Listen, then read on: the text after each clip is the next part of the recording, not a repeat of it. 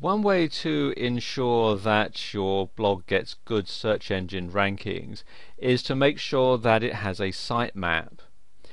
And there are various ways that you can create a sitemap for your WordPress blog, but I'm going to show you one of the simplest ones in this video. And what I'm going to do is I'm going to use a plugin to create a sitemap for my site and to update it every time a new post is made to my blog.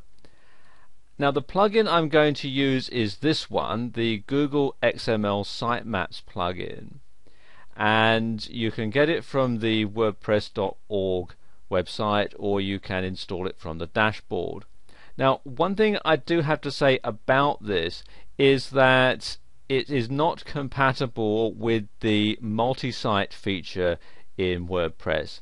So if you have that enabled on your blog, then this plugin is not going to work for you, although you can try out the new beta version that they are talking about here on the main page. I don't have the multi-site feature on my WordPress blog, so I'm going to go ahead and install it. So we come over here to plugins,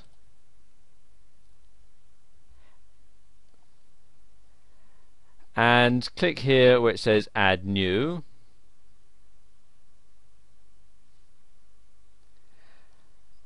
and then I'm going to search the plugins, and I'm going to put in Google XML Sitemaps and click on search plugins.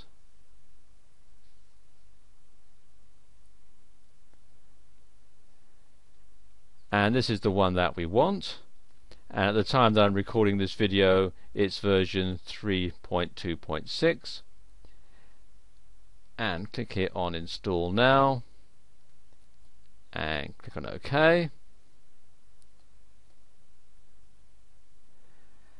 and there we go, it's installed. So I'm going to click here to activate the plugin. And there we go, plugin is activated. Now I need to configure it. So if I come down here to Google XML Sitemaps and then come here to settings,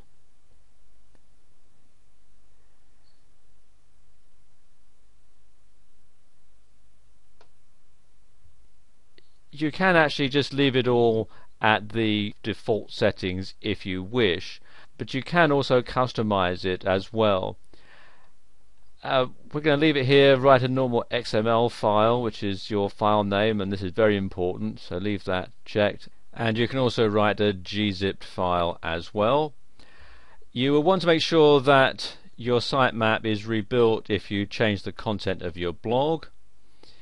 You can also enable this one here, manual sitemap building via GET request. Personally, I would leave that one blank. Now, update notifications, obviously you want it to notify Google about updates for your blog, and likewise Bing, ask.com. And you also want to add a sitemap URL to the virtual robots.txt file, and this is actually very important. In some of the advanced options here, when you're just starting out, if it's a new blog, you don't really want to limit the number of posts in the sitemap. Newer posts will be included first. If you've got a blog that's been established for a while and you've got 300 or 400 posts on it, then you really don't need to have that indexed every single page, because some of the older posts aren't really going to be relevant. So you can insert a number of posts in there if you wish. Exactly how many is something you really want to simply use trial and error to find out. You certainly want to have it build the sitemap as a background process, and this is very helpful because otherwise you're going to have to wait while it builds the sitemap every time you save a post, so that can be a bit annoying. So if you have it build it in the background, then things will work a lot quicker. and you can see all these other pages here, which for the purposes of the demonstration I'm just going to leave at the default settings. Again, you've also got some things that you can either alter or change or leave alone. The post priority, I'm going to leave it at the default comment count, and automatic detection of the sitemap.xml file, I'm going to leave that at the default settings as well. In your sitemap content, again, you want to include your home page obviously and the posts. If you have categories, then you want to include those, and if you have authors that post regularly on your blog, you might want to include those pages as well.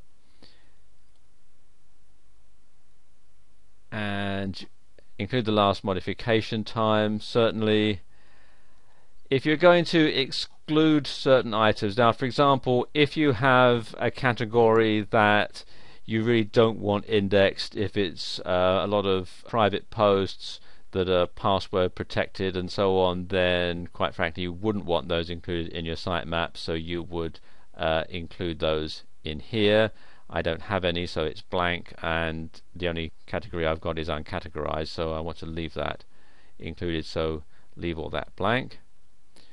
Then we've got the change frequencies, and as it says, this is a hint and not a command, but you should alter that depending on the frequency that you make your posts. Your home page should be crawled every day. Posts, personally, I would set that to weekly.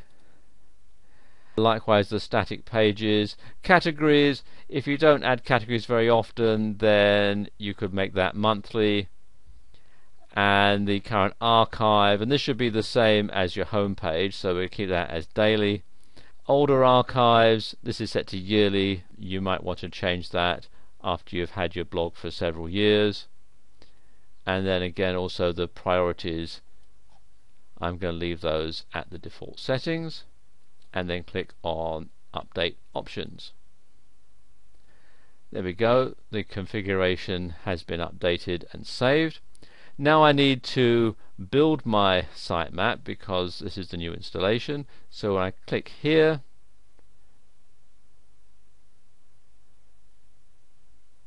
there we go, it's now built the sitemap, and it's telling me the date. This is the date that I'm recording this video and when everything was done, and as you can see here, it took 0.54 seconds, so it is very quick.